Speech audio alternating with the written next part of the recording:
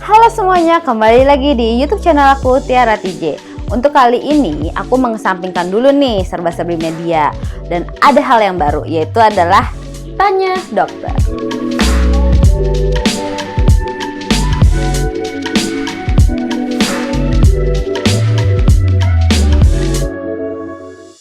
Nah, untuk kali ini, di sesi kali ini Tanya Dokter ini aku akan membahas tentang COVID-19. Nah, untuk memperjelas kalian, pertanyaan kalian udah masuk ke aku akan menghubungi salah satu dokter spesialis. Dia sedang mengambil S2 di Yogyakarta, ya, bagian spesialis bedah di Rumah Sakit Dr. Sarjito Yogyakarta yang bernama Dr. Allen. Nah, Dr. Allen ini adalah kakak kandungku sendiri. Jadi aku akan langsung menghubungi dia. Dia baru selesai operasi, aku langsung hubungin dia langsung. Halo Dr. Allen. Woi, ya, gimana? Hai, apa kabar? Nah, gimana keadaan lu di Jogja? Mudah-mudahan baik-baik aja ya. Nah, lu kan sebagai garda di depan nih, ya kan? Pasti kan lu masuk terus dong pastinya ya bro ya. Gimana? Lu masuk terus ataukah lu ada jeda-jeda atau gimana? Oke, kabar gue baik dan gue kebetulan masih masuk kerja nih di rumah sakit gue, dan rumah sakit gue kebetulan menangani pasien dengan COVID-19. Jadi mungkin kedepannya ini beberapa saat ke depan gue bisa menjawab pertanyaan yang udah lu kumpulin ya dari Instagram atau apalah. Gue akan bantu jawab sepengetahuan gue, sebisa gue, oke? Iya dong, pastinya harus lu jawab semua pertanyaan. Ini udah banyak banget bro pertanyaan yang masuk ke gue. Gue sampai pusing, gue kemarin tuh sampai aduh yang mana ya gitu loh. Karena kan netizen ini tuh sedang bingung-bingungnya nih, ya kan, sedang bingung-bingungnya tentang wabah COVID-19 ini. Ya, mudah-mudahan dengan adanya Tanya Dokter bersama Dr. Allen akan menjawab semua pertanyaan dan kegundahan mereka tentang COVID-19 ini. Oke, langsung aja di pertanyaan pertama. Apa saja gejala COVID-19? Nah, ini orang-orang pada bingung banget nih gejalanya sebenarnya apa sih gitu. Oke, silahkan jelaskan Dr. Allen. Ya, pertanyaan lu ini sering sekali dipertanyakan oleh orang pada umumnya. Kebanyakan orang bertanya ini, yaitu apa sih tanda-tanda atau gejala yang muncul apabila lu terkena COVID-19. Jadi ada beberapa gejala yang sering muncul, di antaranya itu adalah lu merasa sakit di persendian, terus lu merasa capek, lalu ada batuk yang kering dan juga demam. Itu yang paling sering muncul. Tapi ada juga gejala-gejala yang lebih jarang muncul tapi bisa menyertai COVID-19. Yang pertama adalah sakit tenggorokan, lalu kehilangan rasa pengecapan, lalu penciuman ya, penghidu. Jadi lu kalau ada bau-bau gitu lu kurang mencium. Terus ada diare, sakit kepala, bisa infeksi pada mata, kemerahan, dan juga gejala-gejala lain. Cuman ada gejala-gejala yang kalian harus perhatikan yang merupakan tanda gawat kalau kalian sampai ada gejala ini. Di antaranya adalah sesak nafas atau kesulitan bernafas, lalu udah nggak bisa bergerak lagi, lalu kehilangan kemampuan untuk bicara, dan juga sakit pada dada kalian atau ngerasa tertekan. Nah, itu kalian udah langsung telepon aja bantuan atau telepon ke ambulans atau fasilitas kesehatan yang ada. Nah, pahami ya guys ya, berarti kalian harus benar-benar nih tahu nih gejalanya apa dan bagaimana. Jadi sebenarnya kita tuh juga harus nggak boleh tuh kita tuh overthinking. Kayak misalnya kita baru lihat berita sebentar, tiba-tiba kayak kita kayak aduh gila gatel banget nih tenggorokan gue gara-gara ngeliat berita, kok makin banyak ya pasiennya, kok makin banyak yang terjangkit, kok makin banyak yang ini segala macam. Kalian kalau misalnya dapat berita, kalian saring dulu, kalian ambil yang positifnya, oke? Karena overthinking itu bisa merusak segalanya. Tiba-tiba, aduh gila, kok gue kayak meriang nih sedikit nih. Oh tiba-tiba, aduh gue gatel nih. Padahal gara-gara nonton berita atau misalnya denger berita-berita yang enggak, kalian jadi tersuges. Oke, pokoknya kalian nggak boleh kayak gitu. Kalian harus benar-benar positive thinking. Pokoknya terus jaga kesehatan kalian ya. Terus kalau misalnya ada apa-apa tuh, kata Dokter Allen harus langsung menghubungi pihak medis atau hubungi ambulans langsung atau ke rumah sakit. Oke, Dokter Allen, kita pertanyaan yang kedua. Oke, pertanyaan kedua adalah bagaimana cara mencegah dan mengurangi COVID-19 ini, Dok? Oke, silakan. Oke, pertanyaan selanjutnya tentang bagaimana cara mencegah dan mengurangi penyebaran dari COVID-19 ini ya. Oke, ada beberapa cara. Yang pertama adalah sering-sering membersihkan tangan dengan cara menggunakan air beserta sabun, atau bisa dengan antiseptik atau disinfektan itu ya, yang berbasis alkohol, sehingga tangan kita tetap bersih, karena kita nggak pernah tahu apa yang habis kita pegang, apakah itu terinfeksi virus atau enggak. Jadi sebaiknya tetap menjaga kebersihan tangan. Yang kedua, kita menjaga jarak aman ya, karena sampai saat ini teori penyebarannya masih berupa dari droplets, sehingga kita harus menjaga jarak aman dari orang lain di sekitar kita. Ada jarak amannya mungkin sekitar 2 meter ya, 1,5 sampai 2 meter. Lalu yang ketiga, jangan menyentuh mata, hidung atau mulut kita, karena kita nggak pernah tahu tangan kita ini terkena apa aja atau sevirulen apa. Jadi sebisa mungkin kita nggak menyentuh wajah kita. Lalu yang keempat, menutupi hidung maupun mulut apabila kita bersin atau terbatuk. Ini untuk mencegah penyebaran. Oke, kita ngerasa gue fine aja, gue nggak ngerasa kayaknya terkena COVID-19. Tapi kita ini kan termasuk golongan usia yang masih fit ya. Jadi kita ketika kita kena COVID-19 bisa saja kita nggak menimbulkan gejala, tapi kita sebetulnya positif. Gejala kita nggak terlalu berat, bisa aja cuma batuk-batuk aja. Dan kita ngerasa kayaknya nggak masalah, padahal sebetulnya nggak. Jadi ketika kalian bersin atau batuk, menutupi hidung dan mulut kalian dengan menggunakan siku, bagian dalam siku seperti ini. Jadi ketika kita terbatuk, dropletnya tidak menyebar, ataupun bisa menggunakan tisu sehingga tertutupi, nggak menyebar kemana-mana. Selanjutnya adalah seperti himbauan pemerintah, kita harus mengikuti himbauan dari pemerintah ataupun dari Kemenkes ya, atau dari pihak otoriter lainnya yang menyarankan kita untuk stay at home. Kenapa kita stay at home? Karena di luar sana kita nggak pernah tahu orang itu kena atau enggak, atau di tempat keramaian itu ada nggak sih orang yang terkena COVID-19 atau enggak. Jadi stay at home. Lalu yang selanjutnya adalah apabila terjadi gejala-gejala yang tadi sebelumnya sudah saya sebutkan, segera cari bantuan medis.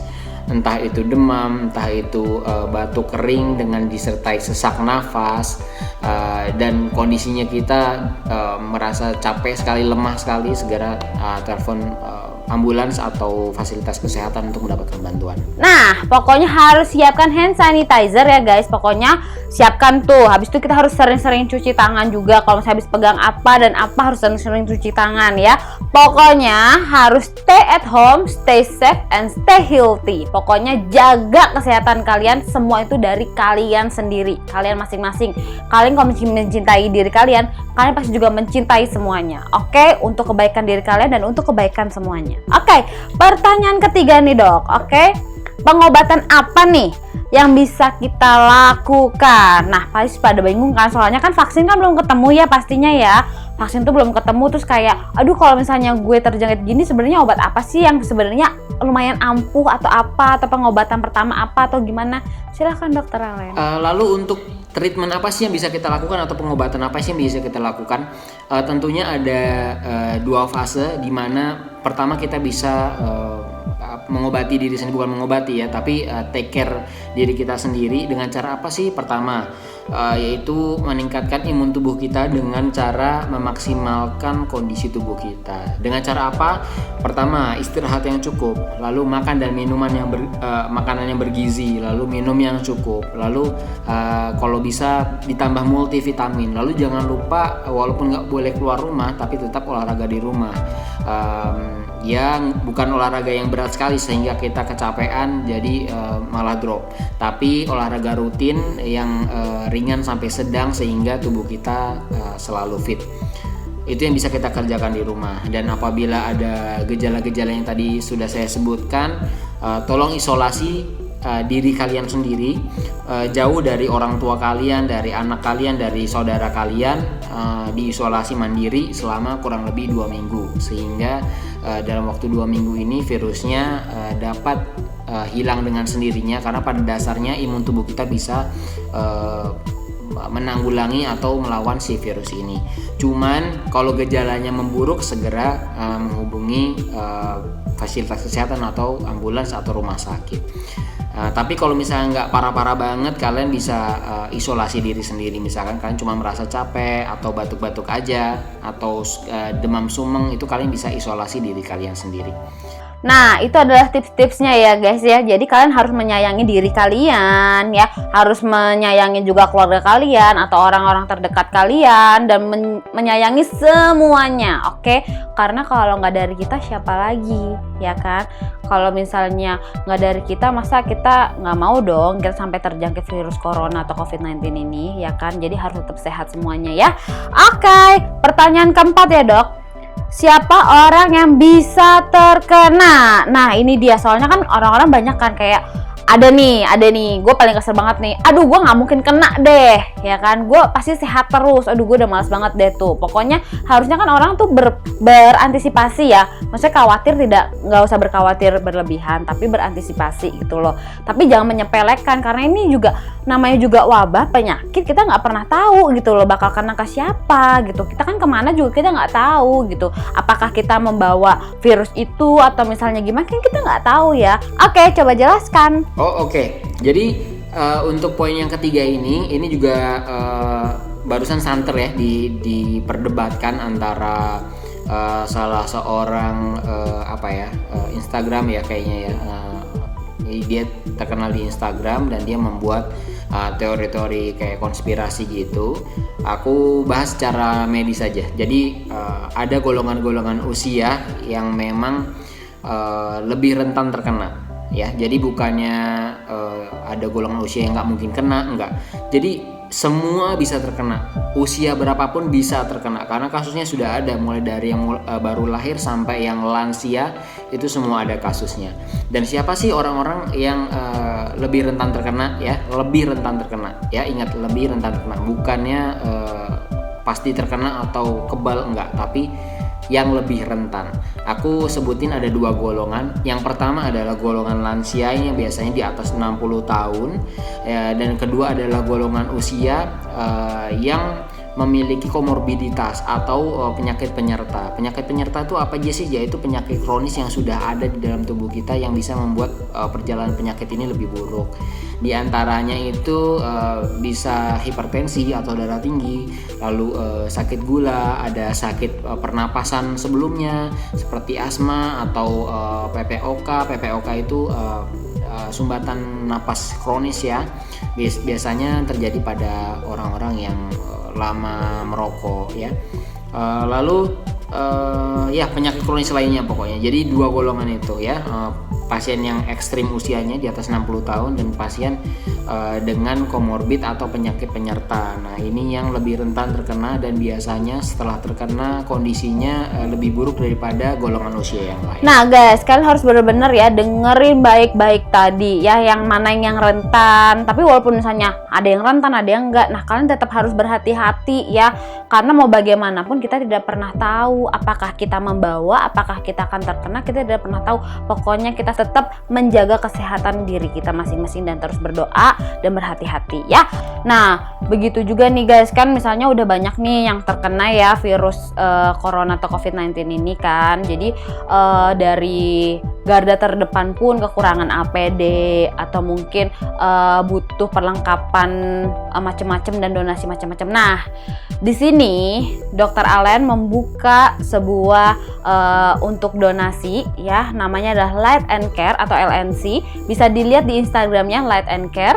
Di situ kalian bisa tahu kalau kalian ingin berdonasi. Jadi uang masuk dan uang yang dikeluarkan dan untuk apa tertera di situ. Jadi benar-benar sangat amat amanah dan terpercaya ya. Jadi kalian kalau misalnya mau berdonasi silahkan langsung ke Light and Care. Kalian bisa memantau, kalian juga bisa langsung menghubungi dan juga langsung kalian bisa transfer ke rekening di Light and Care. Nah, Kalian pasti bertanya-tanya kan, Light and Care tuh siapa sih, yang pendirinya atau apa sih, amanah nggak sih, terpercaya nggak sih? Nah, selain aku yang tadi aku kasih tahu itu sudah terpercaya, ada pengeluaran dan pemasukan yang tertera sangat jelas di Instagramnya Light and Care. Kalian juga harus tahu nih, Light and Care itu organisasi non-profit dari para dokter nih. Jadi itu kumpulan para dokter yang membuat organisasi tersebut ya. Jadi amat sangat dipercaya nih. Jadi mereka bisa tahu nih, oh yang dibutuhkan tuh apa dan segala macam, dan rumah sakit mana yang mereka sumbangkan. Nah, situ sudah ada tertera, pokoknya terpercaya dan amanah insya Allah ya. Pokoknya silahkan kalau misalnya yang ingin berdonasi dan berbagi, mudah-mudahan apa yang kalian bagikan walaupun sedikit saja, kecil saja, berguna bagi kita semuanya. Oke, langsung lanjut aja ya pertanyaan selanjutnya. Bagaimana penanganan awal kalau terkena COVID-19? Nah, ini banyak banget nih. Kan mereka nggak tahu nih kalau misalnya gue terkena COVID-19 nih, misalnya apakah gue harus mengurung diri, apakah gue harus keluar, apakah gue harus ke rumah sakit, terus apa gimana gitu loh. Nah, silakan Dokter Alen. Sedangkan untuk penanganan yang lebih lanjut adalah ketika kondisi kita lebih berat seperti yang sudah saya jelaskan di awal tadi, kita sebaiknya menghubungi fasilitas kesehatan terdekat. Kita konsultasi sebaiknya bagaimana, bisa dirawat di mana atau bisa ditransportasi dengan cara seperti apa. Sebaiknya cepat mencari bantuan. Nah, baik, jadi kurang lebih seperti itu ya. Kalian harus menghubungi kemana-kemananya yang tadi sudah dijelaskan oleh Dokter Alen. Mudah-mudahan kalian bisa tahu langkah awalnya seperti apa dan bagaimana. Oke, pertanyaan selanjutnya nih. Sekarang kan pemerintah sudah menghimbau untuk stay at home. Nah, untuk stay at home ini seberapa berpengaruhnya untuk penyebaran virus ini sih? Silakan. Oh ya, gue punya sebuah video yang mungkin bisa gue jelaskan. Ini adalah mengenai pentingnya stay at home atau social distancing ya. Jadi ini ada sebuah video di mana dia menjelaskan ketika seseorang terkena dan dia berada di luar rumah, dia tidak menjaga dirinya sendiri dengan cara memakai masker atau tidak menjaga jarak, maka orang-orang di sekitar kita akan kena. Dari teman kita, orang tua kita, anak-anak kita. Oke lah, let's say kita nggak peduli, kita bilang kita masih usia produktif, kita masih fit, nggak akan mungkin terkena yang berat gitu. Kita punya kepercayaan seperti itu. Tapi kita lagi fit sehingga gejalanya nggak berat. Tapi apakah iya orang tua kita di rumah atau anak kita di rumah ataukah saudara kita yang mungkin punya penyakit komorbid, apakah mereka sefit kita sehingga kita yang positif COVID ini ketika menularkan mereka akan baik-baik saja? Tentu enggak. Tentu mereka akan menghasilkan sebuah gejala atau sebuah outcome yang sangat buruk atau lebih buruk daripada kita, sehingga prognosis atau kedepannya bisa menjadi suatu kejadian yang fatal sampai dengan kematian.